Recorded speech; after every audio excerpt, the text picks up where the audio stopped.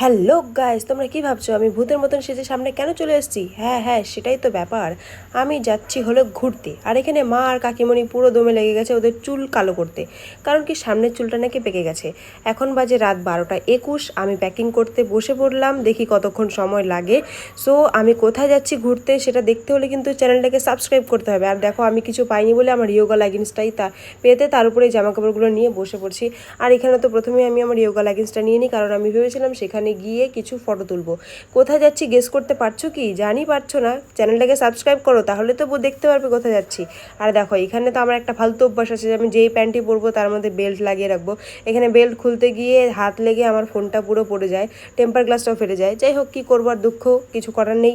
তারপর আমি এইভাবে পুরো প্যাকিংটা কমপ্লিট করি। এখন বাজে 12টা 2, আমি এখন যাচ্ছি শুতে, কারণ কি কালকে সকালে তাড়াতাড়ি উঠতে হবে। কোথায় যাচ্ছি ভিডিও দেখতে হলে চ্যানেলটাকে সাবস্ক্রাইব করো কিন্তু। টাটা।